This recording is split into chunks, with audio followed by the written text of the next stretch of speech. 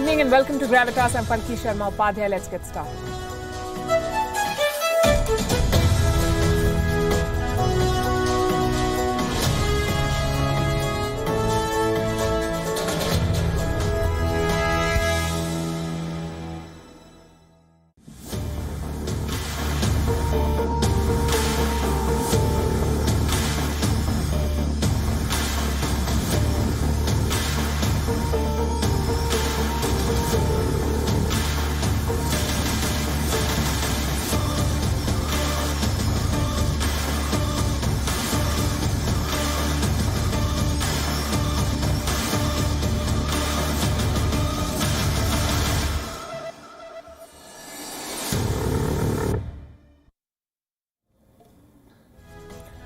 Auto sales in India are falling.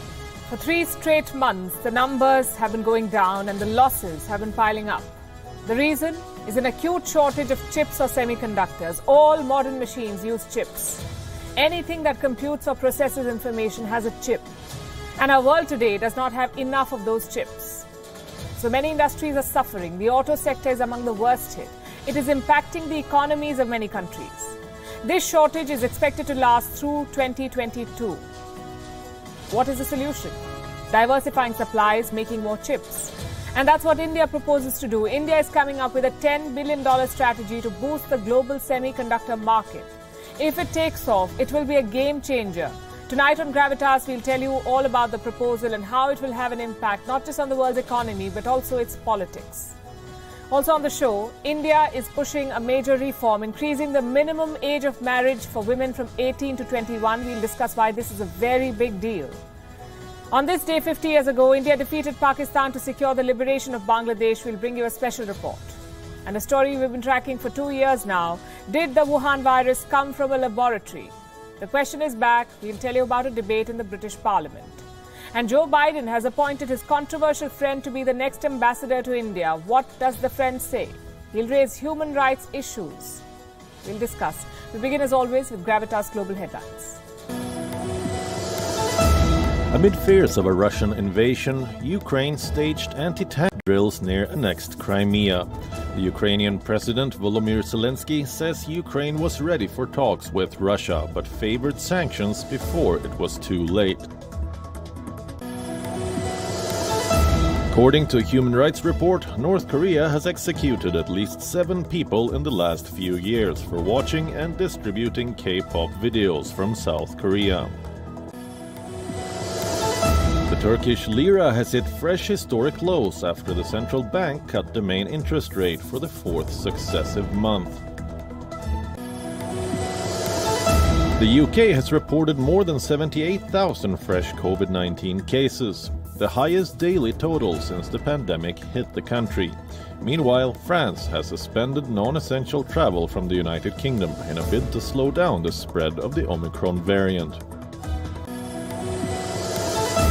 Thousands marched in New Zealand's capital to protest against COVID-19 vaccine mandates and lockdowns. Security was tightened outside the parliament, with entrances closed and dozens of police personnel deployed. 5 schoolchildren were killed and several others seriously injured when a gust of wind blew their bouncy castle into the air at an end-of-term party in Australia. A super typhoon slammed Siargao Island in the Philippines as thousands of people seek shelter from the strongest storm to hit the country this year. Drone footage showed a quiet volcano in La Palma Islands for the second day. Although some smoke continued to rise from the volcano, it has been quiet since seismic activity stopped late on Monday. It is the longest period without tremors. The eruption began in September. Mercedes have opted not to pursue their appeal against the result of the Formula One title deciding Abu Dhabi Grand Prix. Red Bull's Max Verstappen overtook Lewis Hamilton on a controversial last lap to win his maiden championship. Mercedes' decision comes after governing body FIA said it will conduct a detailed analysis of the end of the race, and admitted that it had tarnished the image of the sport. Australia in the honours on day one of the second Ashes test against England in Adelaide. The hosts had Captain Pat Cummins ruled out this morning after being identified as a close contact of a COVID-19 case. But after stand-in captain Steve Smith opted to bat first, Australia reached 221 for 2 at stumps, with David Warner and the unbeaten Marnus Labuschagne scoring 95 each.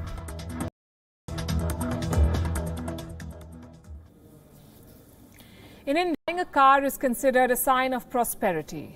Indians plan a car purchase on special occasions. Many believe it also brings luck. But have you tried buying a new car recently? You will need some serious luck to get the car you want. Because there's a massive shortage, deliveries are delayed for months, car makers have tens of thousands of penders, factories are being shut, and thousands have been laid off. A crisis is brewing in the auto sector, not just in India but across the world. It's a crisis that threatens to bring the global economy down, and it's happening because of chips. A computer chip is what we're talking about, what you call a semiconductor. These are small chips. The world has run out of them. Supplies are short and automakers are losing billions of dollars because of this. There is a massive global shortage of chips, and almost everything in our world today runs on these computer chips.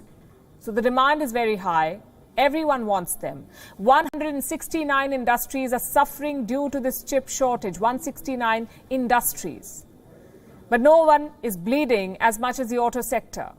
They're unable to make cars. The auto industry is projected to lose $210 billion this year because of chip shortage. And it's going to get worse before it gets better. So who can solve the problem?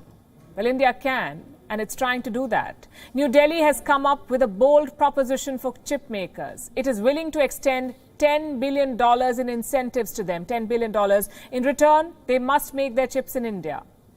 If New Delhi gets this right, it stands to win big. Not only will it solve the problem of chips, India's push can break China's monopoly on global supply chains. And on Gravitas tonight, that's what we'll discuss. We'll tell you about the crisis in the auto sector and what India is doing to help. First of all, let's dissect the problem. There is a shortage of chips or semiconductors. They're used everywhere these days, from small gadgets like smartphones, computers, tablets, and smartwatches to bigger machines like cars and medical devices. Almost everything runs on chips.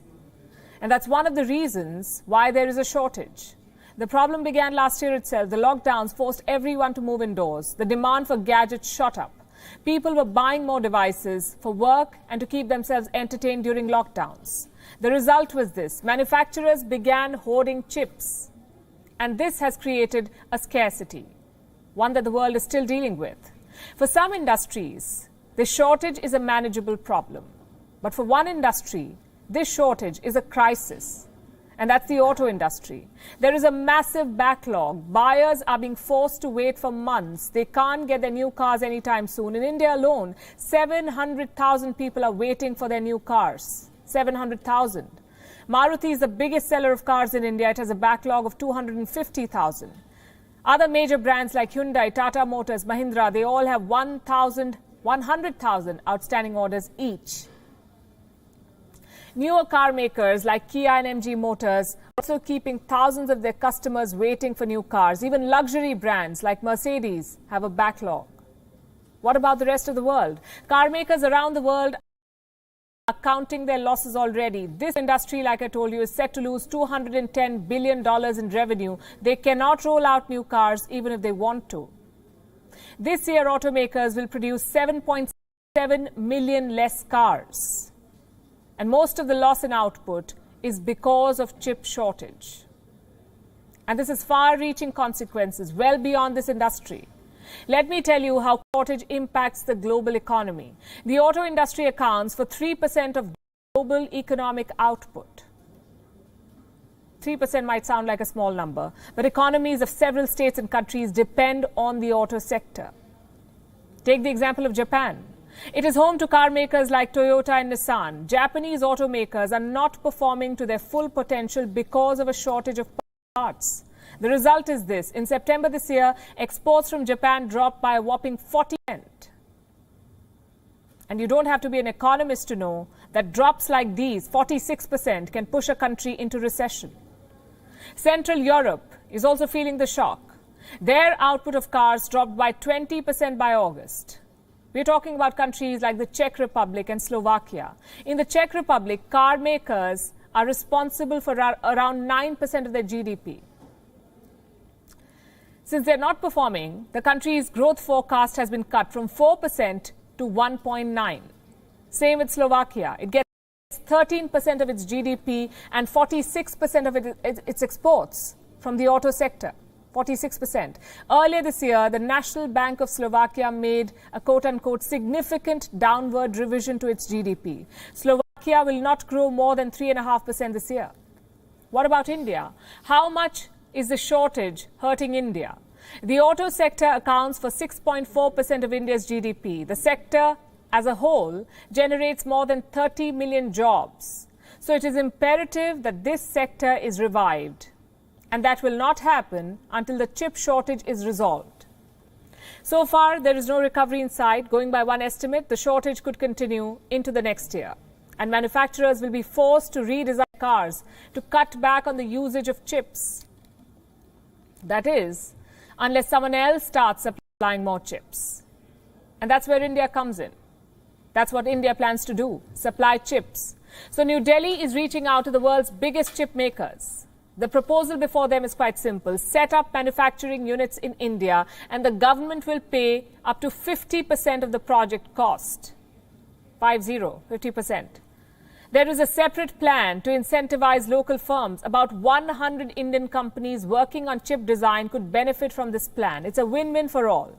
India's plan is already generating interest, we can tell you. Israel's Tower Semiconductor, Taiwan's Foxconn and a consortium from Singapore have all shown interest in setting up chip factories in India. This is a very significant move. Incentivizing chip manufacturers is a forward-looking step. India is investing in a sector that is ripe for growth in the future. But for the plan to work, India needs large-scale chip manufacturing. The plan must solve big problems, like the global chip shortage. Only then will India have a permanent place in the global supply chains. So this, we say, is a good start. It will have implications both on the global economy and on geopolitics. Economy, because you help the world deal with the shortage, and politics, because you create alternatives to China. And we have more news from India. The Union Cabinet has approved a major reform. And frankly, I can't believe it's taken this long. Nonetheless, it's finally happening. The Indian government wants to raise the minimum age of marriage for women. Right now it is 18. The government wants to raise it to 21. Same as men. The cabinet has cleared this move. Next step is amending the concerned laws through Parliament. Which are those laws? The Child Marriage Act of 2006, the Special Marriage Act of 1954, and of course, all the personal laws. Now, those are the technicalities, but I want to focus on the reform. What does this decision mean for India's 600 million women? Should you celebrate it or not? The answer is you should. This move is a victory for women empowerment. Let me tell you why. Early marriage is not always a good idea. I'm not talking about high school sweethearts marrying early. I'm talking about forced marriages. They happen all over India, all the time. Families eagerly wait for their daughter to turn 18, and when she does, she's married off. No education, no financial independence, no experience of the outside world. She's pushed into a relationship that she may or may not want. What happens next? Early marriages often mean early pregnancies. We're talking about massive health consequences here. There could be complications. There could be mental health problems. Is an 18-year-old equipped to deal with all of this? More importantly, should the state let her deal with all of this? No, it shouldn't. The fact is, 18 is too young for marriage. Just think about what you have at 18. No degree, little understanding of the world. Plus, you've just exited the most volatile period of your life, your teenage. Unfortunately, some parents misuse this innocence. They think of daughters as a mouth to feed. And how do you eliminate that mouth? By marrying her off. You'd be surprised at how common this is. Let me tell you what the National Family World survey found, out of all the women aged 20 to 24, one-fourth were married before 18. That's around 25% of these women. If you raise the marriage age, you can bring this number down. Now, as always, there are critics. Here's what they ask. What difference do 3 years make? If you're forced to pay dowry at 18, or if you're forced into a relationship at 18, you'll be forced to do the same at 21. Well, here's what I have to say. Stop thinking from a man's perspective or the family's perspective. Think from a woman's perspective for a change. In 3 years, she can complete her education. In 3 years, she can get a job. And in 3 years, she will probably reject men who ask for dowry. That is what real progress looks like, which means the reform should not end here. Raising the minimum age is step one. Step two is outreach and awareness. Make sure girls are put in schools. Make sure they get the same meal as their brothers. Make sure there is no social stigma around marrying late. That should be our next task. Now let me show you an interesting list. It shows the minimum age of marriage for women in other countries. In Britain, America and France, it is 18. In Qatar and Pakistan, it is 16. Do you see the pattern here? Two types of countries have low legal age for marriage, the ultra-conservative ones and the modern ones. And India is somewhere in between. Modern societies say it's a woman's choice whether to get married or to stay single or when to marry. But the fact is, most women in India are denied that choice. It's not theirs to make. So a higher legal age is the only solution. In fact, this could be a new template for governance in India, reforms that target women. We've seen many examples in this country, like the abolition of the triple talaq. Very important again, it was an archaic tradition that had no place in the 21st century. Or the Ujjwala scheme. Indian women have long suffered cooking with coal and wood. It's a health nightmare, but Ujjwala offered an escape. Millions of LPG connections have been distributed to women below the poverty line. We need to keep this up. Women-centric reforms can bring holistic change. It's a fact. Like India's first Prime Minister Jawaharlal Nehru said, if you educate a man, you educate an individual. However, if you educate a woman, you educate a family. That still holds true. This can be applied to all reforms. Financial inclusion, subsidies, family planning. The fact is, when women take the lead, the reforms work out better. So raising the legal marriage age is a good idea. But we must do more. We must offer more opportunities for Indian women, or else we will not eradicate forced marriages. We will just have delayed them. Let's talk Bangladesh now. Today marks 50 years of Bangladesh's liberation from Pakistan, the Golden Jubilee. Things have changed a lot since 1971. Bangladesh is not a helpless victim anymore. It is an emerging Asian powerhouse.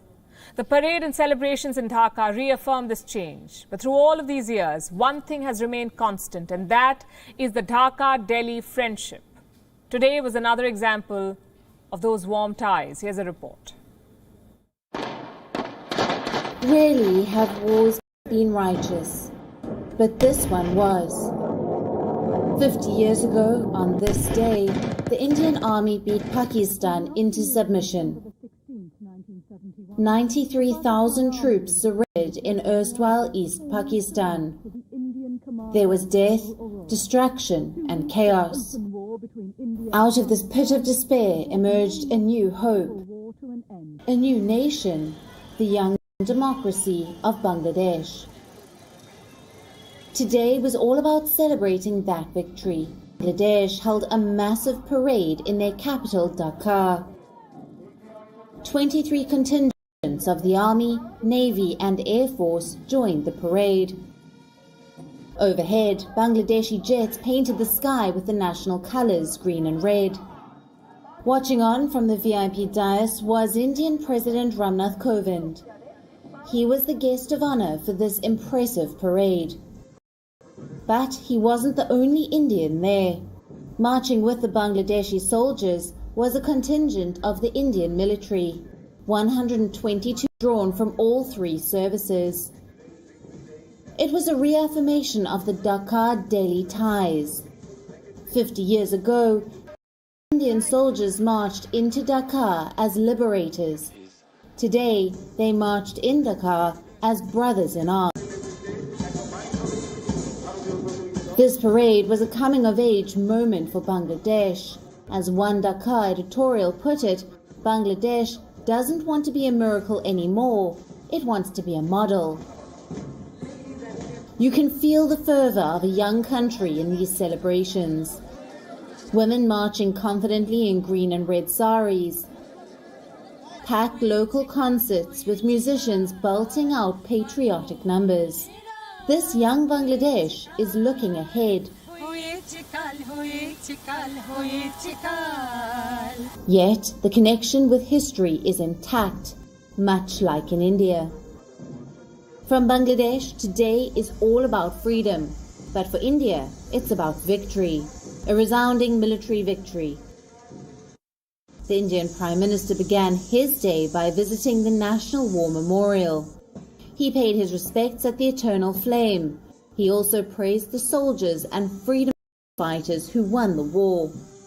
On the 50th Vijay Diwas, I recall great valor and sacrifice by the Mukti Joddhas, Baranganas and brave hearts of the Indian Armed Forces. Together, we fought and defeated oppressive forces. The war may have brought India and Bangladesh together, but peace has cultivated that relationship. President Ramnath Kovind's visit is a testimony to that. The Indian president visited the Bhagambandhu Memorial Museum in Dhaka. Here he paid his respects to Bangladesh's founding father. He also visited the National Martyrs Memorial, placing floral tributes to the millions who died liberating Bangladesh.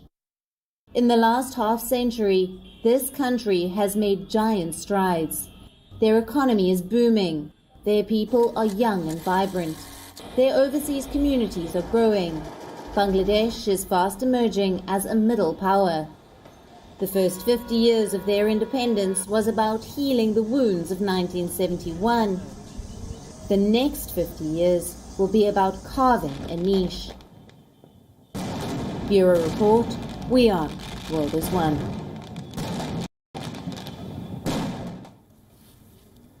Whether it's Bangladesh or any other emerging economy, we can now plan its future without preparing for a pandemic. The world still remains vulnerable to a new disease outbreak because we've not been able to solve the mystery of the Wuhan virus. Same old questions. Did it come from an animal or a lab? So far, we don't have a definitive answer, but the debate around the origins has resumed. The lab leak is being discussed again, this time within the halls of the British Parliament, thanks to a researcher. Her name is Dr. Alina Chan. She's a researcher in the US. Dr. Chan says it's reasonable to believe that the Wuhan virus leaked. In fact, she doesn't even rule out the possibility that the virus was engineered, created in a lab.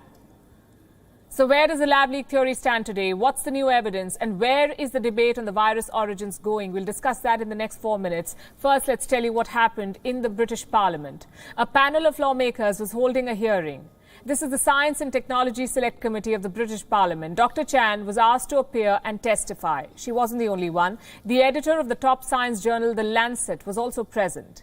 Now, the subject of the origin, has always triggered a debate. And this hearing was no different. Dr. Chan was quick to make her point, and in no uncertain terms, she said that the Wuhan virus came from a laboratory. I think that a lab origin is more likely than a natural origin at this point. We all agree that there was a critical event at the Huanan seafood market that was a super spreader event caused by humans. There's no evidence pointing to a natural animal origin of the virus at that market. That's the argument. The world has paid far greater attention to the possibility of a natural origin. That has been the line of inquiry that even investigators from the WHO pursued. But they still haven't been able to locate the source of the virus. Was it bats? Was it pangolins? Was it any other animal? 2 years into the pandemic, we don't know. In the meantime, the circumstantial evidence around the lab leak continues to pile up. Shouldn't that be worthy of the world's attention? It should. And that's exactly what Dr. Chan argued for, an impartial assessment into the lab leak hypothesis. But when WHO investigators set out to find the origins, they completely ignored the lab leak angle. And this lapse came up during the hearing. Dr. Chan said she'd followed the WHO investigation. She gave the parliamentarians in the UK an inside track of how the WHO's investigators dealt with the question of a lab leak. I'm going to say that about the WHO as well. Let's be clear about how they decided whether the lab leak was likely or not. They went into a room where there were Chinese government officials, and they all asked the scientists at the Wuhan Institute of Virology, did you do this? And they said, no, we didn't. And then they voted. They voted to see how likely you think this is in front of Chinese government officials. What do you think the response would be? Who would say that we think a lab leak is likely? So let's be clear, this was not a scientific process. You heard that.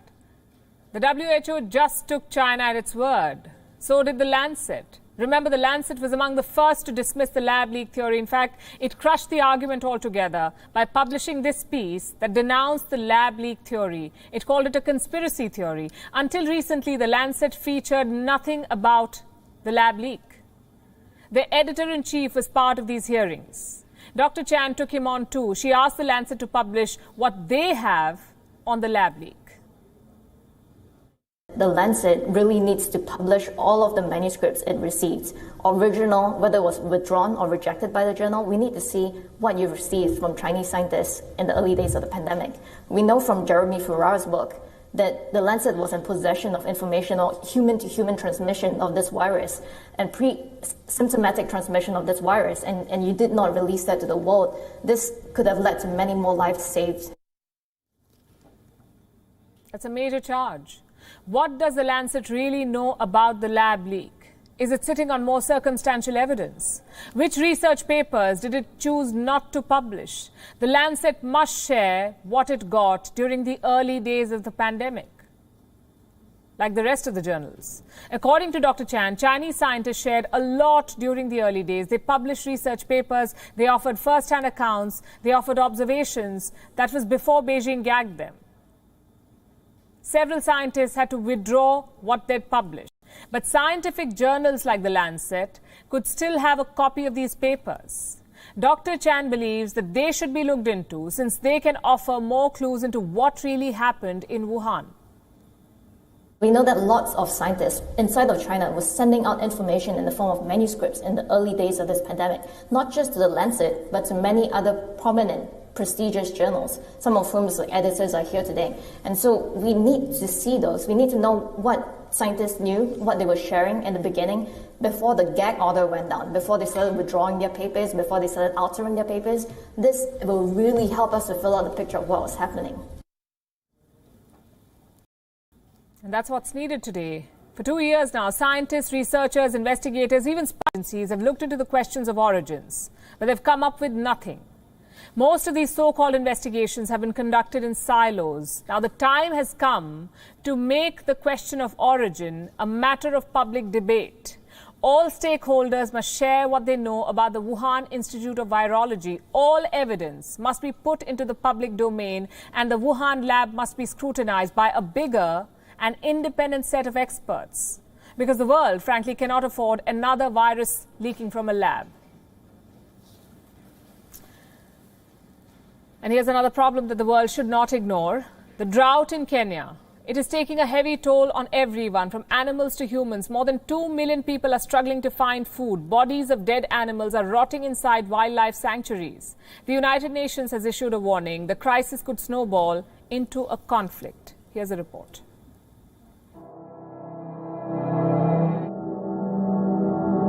This photograph describes the horror that is unfolding in Kenya.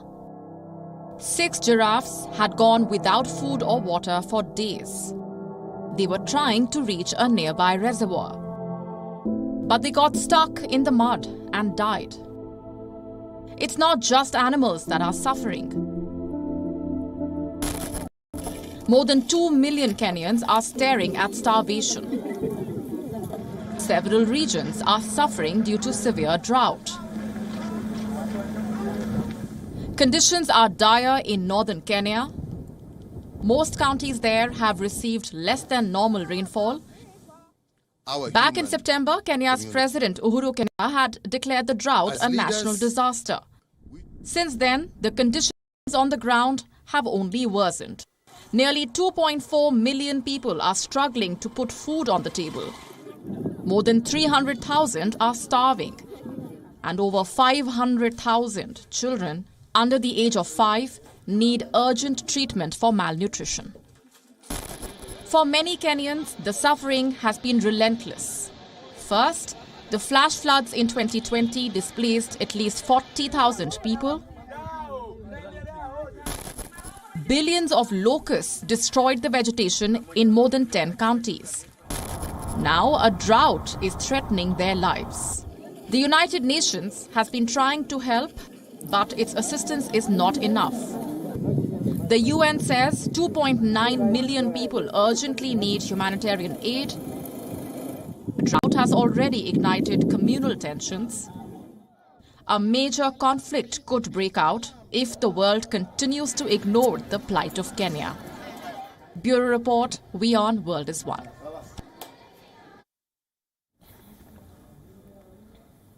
They say diplomacy is the continuation of war by other means. What this basically implies is that diplomatic channels can be used to corner a country. They can be used to have your way with somebody without directly taking them on. So when President Joe Biden says that America is back and diplomacy is back, what he's basically trying to suggest perhaps is the return of great power politics, of American meddling and interference where a country's individuality takes the back seat as the United States tries to remake it in its own image. Now, this is evident in the kind of summits the US conducts, the Summit for Democracies, for instance, where nations are asked to reflect on their democratic record, America's own record of befriending dictators and toppling elected leaders notwithstanding. This is also evident in the kind of diplomatic appointments that America makes, the kind of ambassadors it sends to other countries with the aim of shaping their domestic policies in the way the US wants. Take the latest diplomatic appointment, for instance, the new US ambassador to India, Eric Garcetti. Joe Biden has apparently personally picked him to serve as the US envoy to India. The question is, what will he do when he comes to New Delhi? Let's have it from the horse's mouth. I've confirmed I will work closely with India on a similarly bold approach to promoting green energy through the International Solar Alliance and through the Agenda 2030 Climate and Clean Energy Partnership. But my friends, in the end, the bedrock of our relationship are the warm and deep ties between our peoples. They connect our nations, and it's embodied best perhaps by the 4 million strong Indian American diaspora I know in each of your states. It strengthens our nation. It serves at the highest level, including our vice president, and the nearly 200,000 Indian students and tens of thousands of Indian professionals contribute every single day to the strength of this country. And in addition, respect for human rights and strong democratic institutions are key elements of our relationship and values that are enshrined in both of our constitutions. And if confirmed, I will engage regularly and respectfully with the Indian government on these issues. You heard that. If confirmed, I will actively raise the issue of human rights and defense of democracy. When was the last time you heard an Indian ambassador vowing to raise these issues in the United States? To the best of my knowledge, I do not recall them doing this at all. Because India treats diplomacy as a means to strengthen relationships, to strengthen partnerships, not as a means to coerce partners. But that's the US for you, always trying to impose itself on others, seeking to influence their domestic affairs, whether they like it or not. And look at the person they've appointed to do this. Eric Garcetti is a man in disgrace at home. He currently serves as the mayor of Los Angeles, a position LA residents say he has failed to live up to.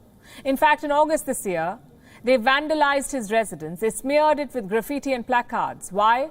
They said he turned homeless people into criminals. Garcetti passed an anti-camping ordinance. It prohibited those without a home from sleeping on public properties. He ordered them to shift to shelters, which is fine. The problem is there weren't enough shelters in the city. Angelenos say this is all Garcetti's fault. They point at the numbers. Eric Garcetti was elected mayor in 2013. The number of homeless people in LA at that time stood at 23,000. 2017, Eric Garcetti was re-elected mayor. The number of homeless people had risen to 34,000. In 2020, when his pal Joe Biden came to power, the number of homeless people stood at 41,000. As of August 2021, when he was picked as US envoy to India, the figure stood at a whopping 66,000. The homeless crisis has gone from bad to worse on Eric Garcetti's watch as Los Angeles mayor. And this person, with such an abysmal record in serving people, says he will raise the issue of human rights in India. Well, here's something you should know, something else you should know. Eric Garcetti is not a career diplomat. He has no background in foreign policy, no experience in statecraft. So on what basis was he picked as envoy to the biggest democracy in the world? Was the election based on merit? Was the selection rather based on merit? Or his closeness to the White House? Eric Garcetti has a friend there, the president himself. Garcetti is his personal pick. The two have been long-time buddies. They've known each other for years, endorsed each other on several occasions, taken selfies on many more. So is this appointment to India a sort of favor? Is this Joe Biden trying to rehabilitate his blue-eyed boy, get him away from the many controversies surrounding him at home? Honestly, we don't know. All we can say is that the previous US president, the one and only Donald Trump, made a habit of appointing his friends as diplomats, be it Rex Tillerson or Lana Marks. He filled the US Foreign Office with loyalists, irrespective of how worthy they were for the job. So my question is, how exactly is President Joe Biden doing things differently? Think about it. Do you know why some people hate therapy? A, it's expensive, and B, they hate sharing their problems face to face. So what's the alternative? What if you could interact anonymously and also spend less money? Well, you don't have to imagine, because such technology already exists. They're called mental health apps. You can download them on your phone, you can book an appointment, and you're good to go. Basically, therapy in your pocket. In 2020, this industry exploded. You can understand why. It was the year of lockdowns. People were stuck at home with no social interactions. The result, a 25% increase in anxiety and depression. But not everyone wants to visit a therapist. Not everyone can afford a therapist. Enter mental health apps. Reports say there are 20,000 of them in the market, 20,000 such apps. I can give you some examples. BetterHelp, MoodFit, TalkSpace. In 2020, these companies raised $2 billion in equity. So the investors are betting on them. The question is, should you? Are these mental health apps safe? Not all of them. This industry is riddled with issues. Some apps do not save your session notes properly, which means they can be leaked or hacked. Someone could blackmail you with those leaks. Plus, who exactly are you interacting with? Is there a real therapist, a real person on the other side? Sometimes there isn't. Multiple mental health apps use chatbots. So you're basically discussing your issues with an algorithm. And don't think these issues are theoretical, these problems. I have real-world examples. Let me tell you what happened at Vastaamo. It's a Finnish mental health startup. In October 2020, they were hacked. The hackers obtained the patient notes online. They had all kinds of secrets. Extramarital affairs, weird fantasies, a lot of embarrassing stuff basically. The hackers used these secrets to blackmail 30,000 patients. This scandal brought the entire company down. Some of the hack victims are yet to be compensated. How can you stop this from happening? Well, right now, there is nothing you can do. Your patient notes are different from normal user data. It's called emotional data. How is this data collected? By reading the way you talk, or the way you write, or in some cases by analyzing your facial expressions. The problem is, emotional data is unregulated. There is no common rule for storing it. Sometimes it is encrypted, sometimes it's not. It depends on which mental health app you're using. In the example I gave you from Finland, the data was not encrypted, so the hackers had no problem accessing the patient notes. These privacy concerns are problem number one. Problem number two is this. Do these apps even work? Can artificial intelligence solve mental health issues? We are talking about raw, untested technology. Computers are smart. There is no denying that, no arguments there. But are they emotional? We are yet to see proof. Most chatbots use a combination of techniques to offer therapy. They include verbal cues, like the way you talk or your choice of words, bioindicators like your heart rate or your blood pressure, and finally non-verbal cues, like a frown or a smile. Now, do you see the problem here? These techniques are not foolproof. My heart rate could be elevated because I had coffee or because I finished some cardio. Same with verbal cues. People talk differently in different parts of the world. They use different words. So how will these mental health apps differentiate? That depends on how they're programmed. We call it algorithmic bias. Algorithmic bias. Every artificial intelligence unit has algorithmic bias. But here the stakes are much higher. We're talking about a human being's mental health. One wrong diagnosis or one wrong session could be disastrous. So what's the final verdict? Should you download a mental health app or not? I understand why they're appealing. They seem appealing. They're cheap, they're easy to access, plus you don't have to leave your house. But right now, this is not a perfect system. Your patient notes are vulnerable. Your therapist may not be a real person, let alone an expert. So think twice before you get yourself a mental health app. As for the future, things could change, yes. We have more mental health patients than doctors. AI could be the only way to bridge this gap. But remember, technology is supposed to help professionals, not replace them. So if you're suffering from any kind of mental health issues, please reach out, schedule an appointment, talk to your therapist, because that is step one, admitting you have an issue and trying to resolve it. We'll wrap with that, leaving you with Gravitas Images. Thanks for watching.